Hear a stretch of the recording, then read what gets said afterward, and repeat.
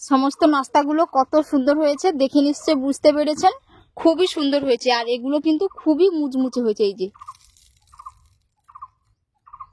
নমস্কার বন্ধুরা, আজ আমি আপনাদের আটা দিয়ে সাথে মিক্স সবজি দিয়ে দারুণ মজার একটি নাস্তার রেসিপি শেয়ার করব। যে সকল বাচ্চারা একেবারেই সবজি খাওয়া পছন্দ করেন না তাদেরকে কিন্তু এইরকম ভাবে একবার বানিয়ে দিবেন, তারা কিন্তু খুবই মজা করে খাবে, খেতে পুরো দুর্দান্ত হয় আর একেবারেই এটি একটি ইউনিক রেসিপি। এর জন্য পুরো রেসিপি দেখার অনুরোধ থাকলো এবং চ্যানেলে যদি নতুন বন্ধু হয়ে থাকেন অবশ্যই চ্যানেলটিকে লাইক শেয়ার ও সাবস্ক্রাইব করে নেওয়ার অনুরোধ থাকলো।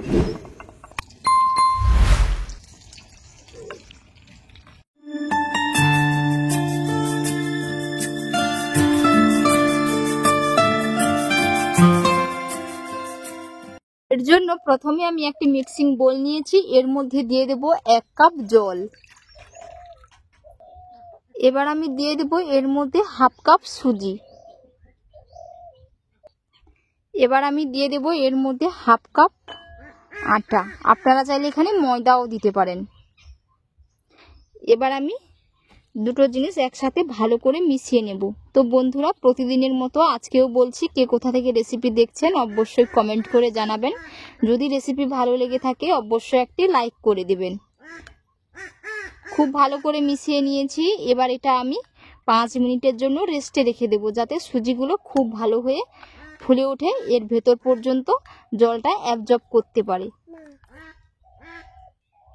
5 মিনিট রেস্টে রেখে ততক্ষণে আমি কিছু সবজি কেটে নেব।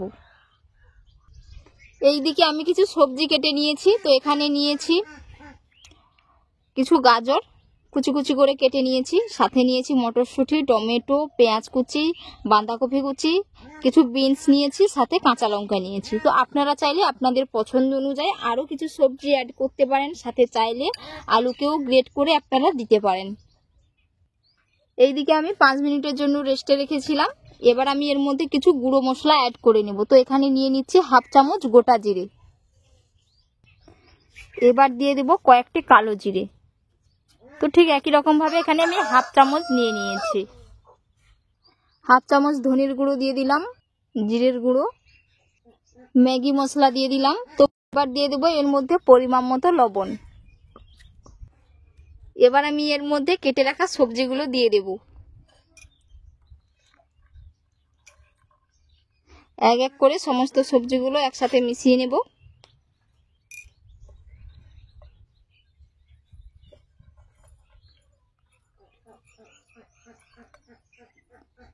এবার আমি ভালো করে একসাথে মিশিয়ে নেব। সমস্ত সবজিগুলো আমি একসাথে মিশিয়ে খুব ভালো করে মাখিয়ে নিয়েছি। আর বন্ধুরা, এখানে বেটারের ঘনত্বটা কেমন হয়েছে আপনারা দেখে নিশ্চয়ই বুঝতে পেরেছেন। এর থেকে বেশি কিন্তু পাতলা করা যাবে না এবং খুব বেশি ঘনও করা যাবে না। তো আপনাদের বেটারটা যদি হালকা পাতলা মনে হয় আপনারা কিন্তু এর মধ্যে আটা কিংবা সুজি অ্যাড করতে পারেন। তো এবার আমি এগুলো আরও 5 মিনিটের জন্য রেস্টে রেখে দেব।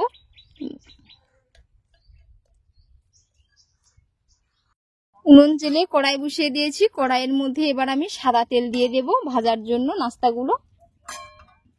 কড়াইয়ের মধ্যে তেল গরম হয়ে গেছে। এবার আমি এই রকম হাতায় হাতায় করে নিয়ে কড়াইয়ের মধ্যে দিয়ে দেব। আর বন্ধুরা, এগুলো কিন্তু চুলার ফ্লেমটাকে লো টু মিডিয়ামে রেখে ভেজে নিতে হবে, খুব বেশি কিন্তু জাল দেওয়া যাবে না, তাহলে কিন্তু ভেতর থেকে কাঁচা থেকে যাবে এবং বাইরে কিন্তু লাল হয়ে যাবে। এর কারণে চুলার ফ্লেমটাকে লো টু মিডিয়ামে রেখে ভেজে নেব। আবারও একটা দিয়ে দেব।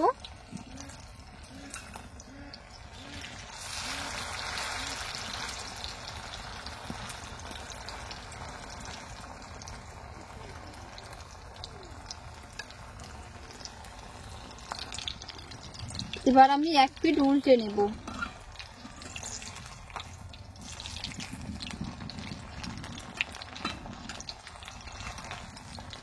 এরকম উল্টে পাল্টে খুব সুন্দর করে কিন্তু ভেজে নেব।